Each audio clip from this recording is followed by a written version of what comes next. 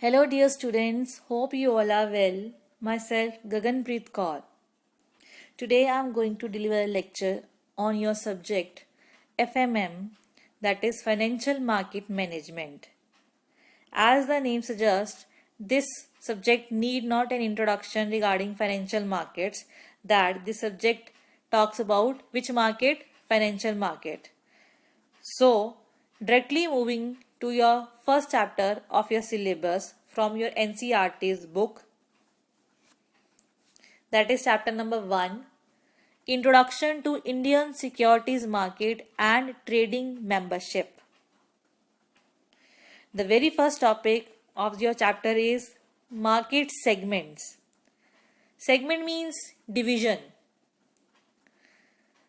What one want, whatever one invests becomes the borrowing for other. In securities market, the saving of investors are collected and are put to the productive uses by the borrowers. Securities market provide a channel for allocation of savings to those who have a productive need for them. So that is how a securities market can be divided into two divisions. As the meaning suggests, segment means division. It can be divided into two interdependent and inseparable segments. Two interdependent and inseparable segments. These are primary market and secondary market. So let's understand these terms first. What is a primary market? A primary market is also known as a new issue market. Primary market provides an opportunity to the issuers of securities, both to the government and to the corporations, to raise resources to meet their requirements of investments. The new issue market represents the primary market where new securities, that is shares or bonds that have never been previously issued, are offered. Both the new companies and the existing ones can raise capital on the new issue market. The primary function of this new issue market, or I can say the primary market, is what? Is to facilitate the transfer of funds from the willing investors to the entrepreneurs who want to set up their new businesses. This is the market for new long-term equity capital. The primary market is the market where the securities are sold for the first time. Therefore, it is called the new issue market. In this primary issue, the securities are issued by the companies directly to the investors. Primary issues are used by the companies for the purpose of setting up new business or for expanding or for modernizing their existing businesses.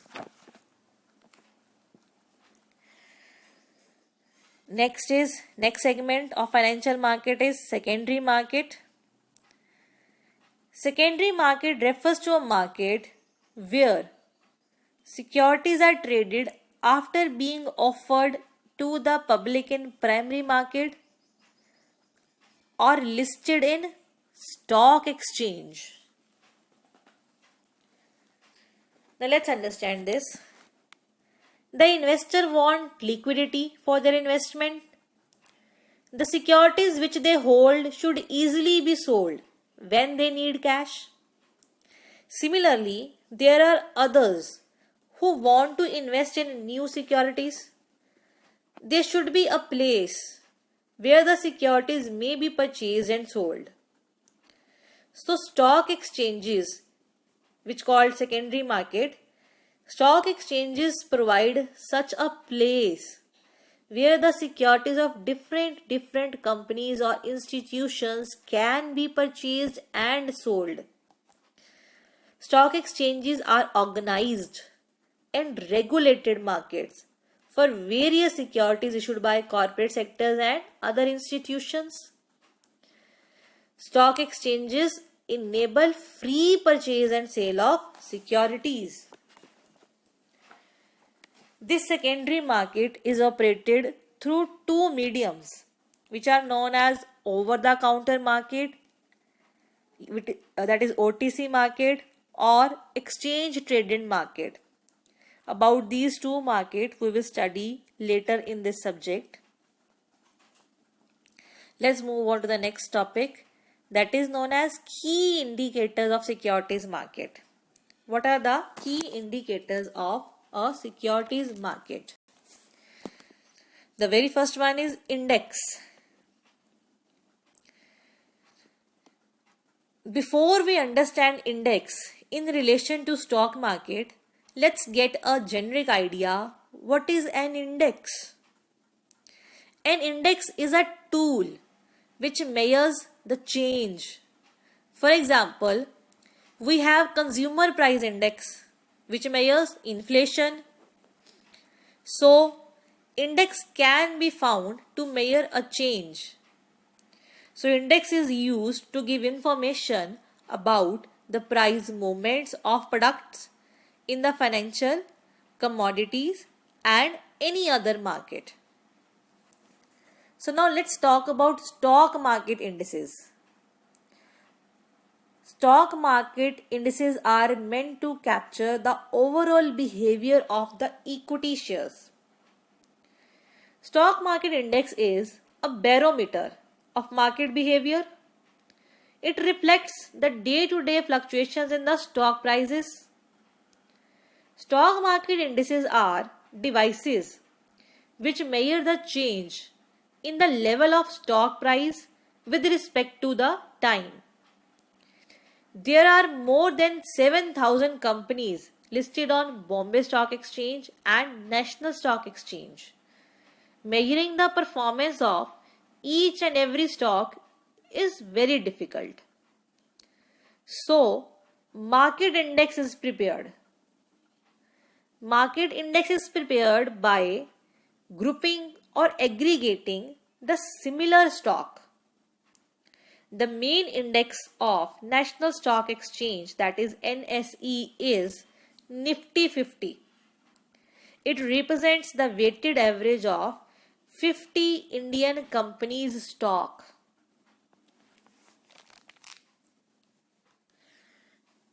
Next indicator of securities market is market capitalization. Market capitalization is defined as value of all the listed shares on the country's exchanges. It is computed on a daily basis. How we calculate it? Market capitalization can be calculated by closing price of a share multiplying by the number of outstanding shares. Let's understand this. The value of a company that is traded on the stock market calculated by multiplying the total number of shares by the current share price, which is known as closing price of the stock. Now, what is closing price? Closing price is the price of a security at the end of the day, of a trading business day in a financial market.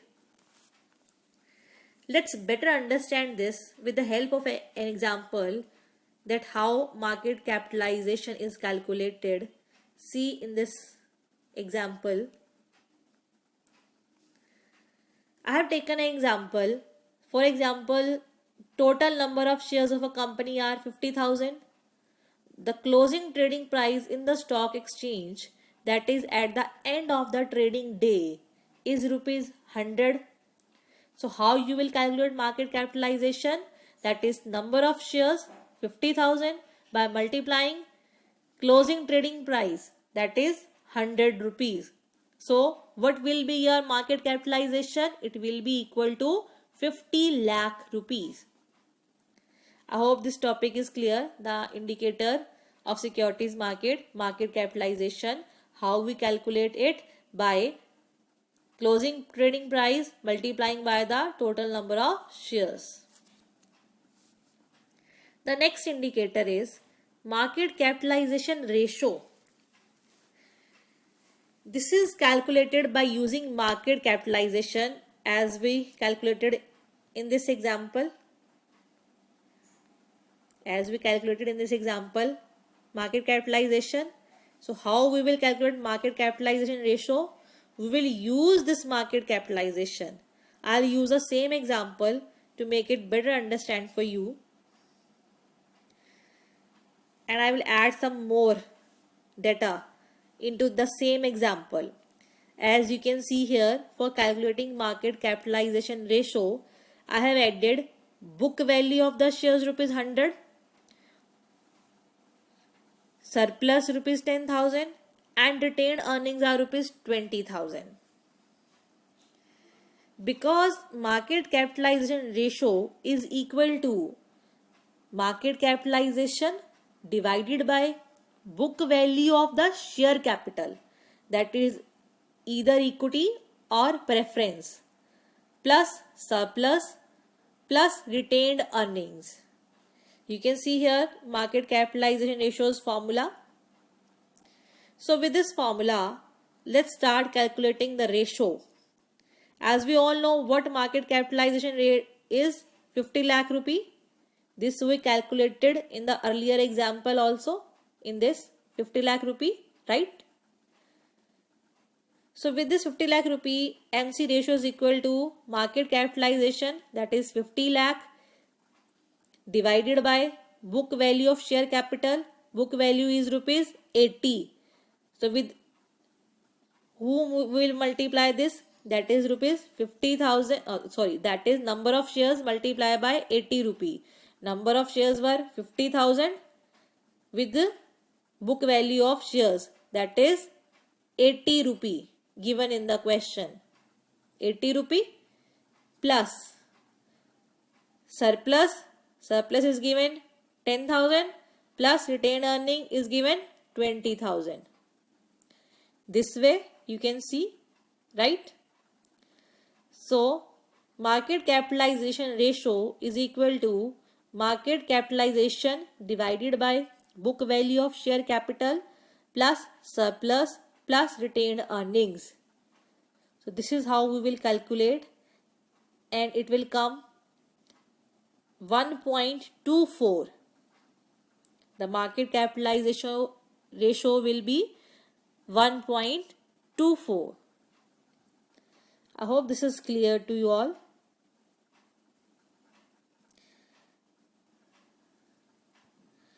So now next topic, that is turnover. Turnover is calculated by multiplying the traded quantity with the price at which it is traded.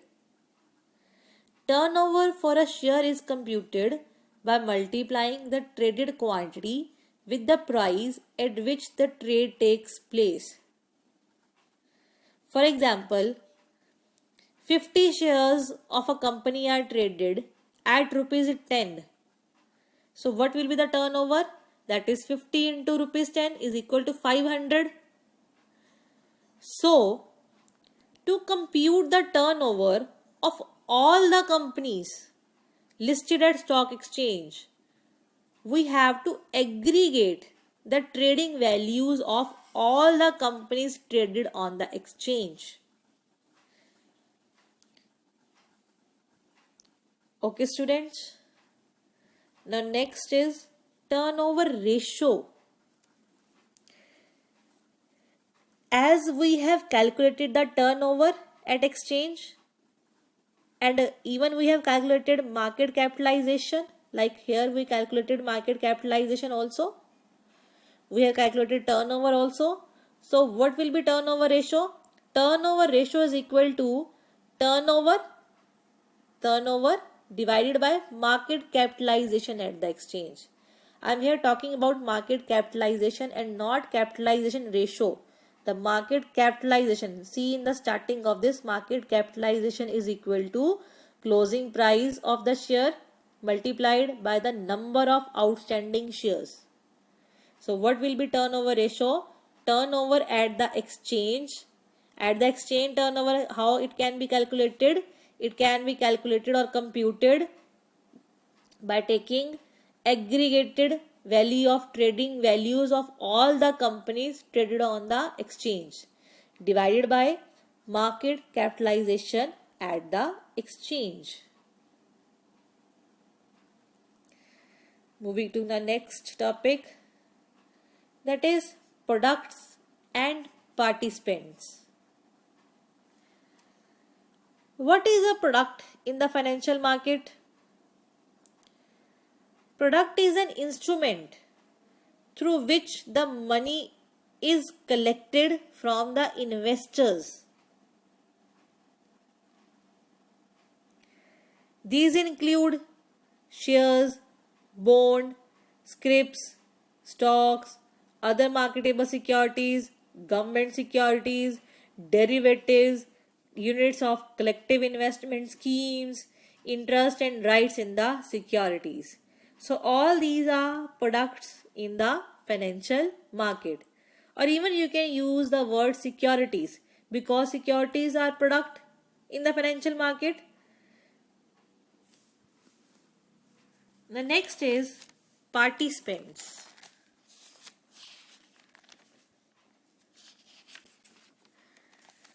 Who are participants? The participants of the stock market, securities market, can be categorized into three categories. One is known as the investors. One is known as the issuer. The second one is known as the investor. The third one is known as intermediary. These participants are regulated by the SEBI, that is Securities and Exchange Board of India, by RBI, by MCA, that is Ministry of Corporate Affairs, and by DEA, that is Department of Economic Affairs of the Ministry of Finance.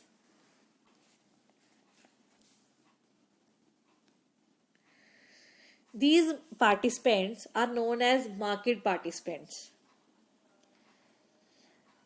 Market participants, the first one is investor. Investors are the persons who invest their surplus fund in the securities. Second one is issuer. Issuer means corporates and government who issue securities to raise funds from the securities market. The third one is intermediary. Intermediaries are a link between the issuer and the investors. Both investors and issuers have to transact through the intermediary. Why we need an intermediary? To hold the securities in demat form, you need an intermediary. To subscribe the shares in public issue, you need an intermediary. To get guidance for transacting, you need an intermediary. But an intermediary should be registered with SEBI to be held accountable for its activities.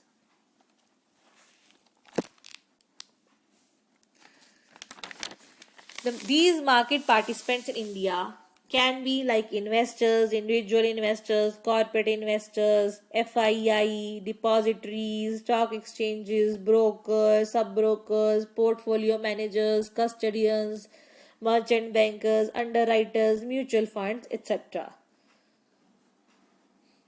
The next topic is market segments and their products. Here we are talking about which segment. As we have studied, there are two segments of financial market. That is, one is known as primary market, the other one is known as secondary market.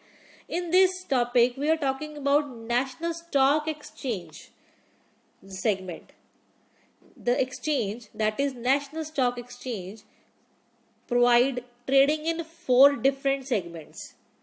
It is about National Stock Exchange segment. Okay. So National Stock Exchange, four different segments are wholesale debt market, capital market, future and option segment, and currency derivatives market. If you don't understand the word future, option, or derivatives, we will discuss in detail in the later chapters in this subject. Right now, it is just for the information that NSE has divided its trading into the four segments.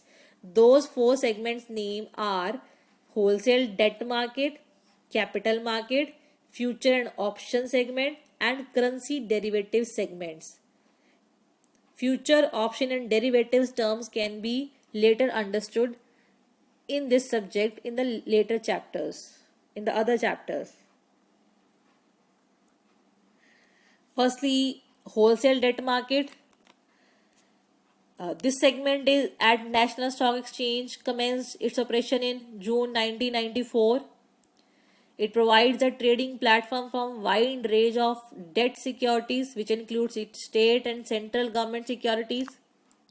For trading in debt securities, whether it is central or state government, whether it is treasury bill, public sector bonds, debentures, etc., National Stock Exchange has provided a platform. Next is capital market segment of NSE. This segment commenced its operations in November 1994. For trading in equity shares, warrants, debenture, etc., National Stock Exchange has provided a trading platform known as National Exchange for Automated Trading, which is also known as NEAT system. National Exchange for Automated Trading, which is also known as NEAT system. It is a fully automated screen-based trading system.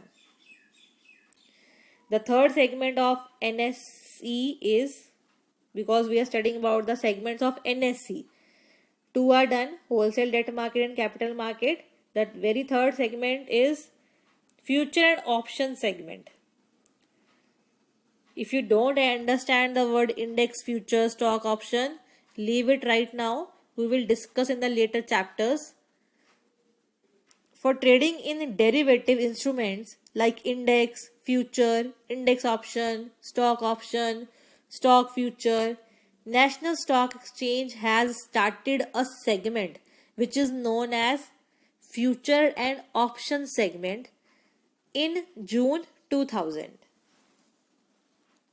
The fourth segment is currency derivative segment, that is also known as CDS segment.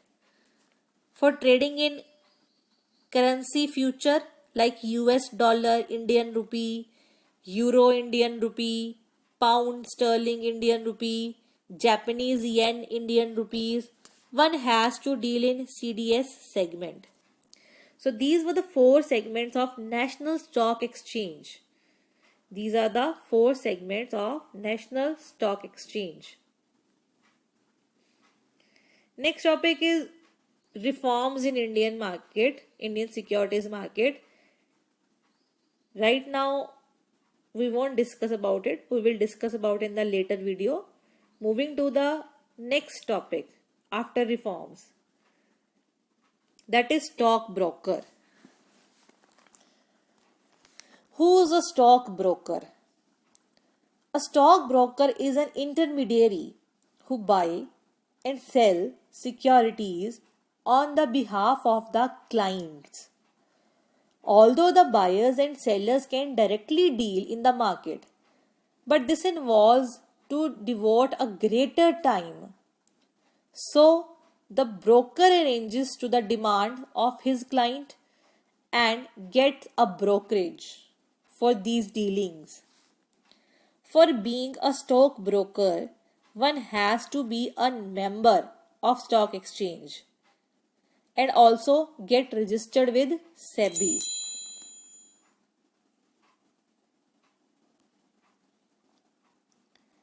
So stockbroker is an intermediary who arranges to buy and sell securities on behalf of his clients. For getting registered with SEBI, The stockbroker has to follow these few conditions which are mentioned here in the slide. Like A, he must be a member of stock exchange. Second, he must follow the rules, regulations and bylaws of stock exchange. Third, he should obtain permission from SEBI in case if there is any change his status and constitution which was registered with SEBI earlier.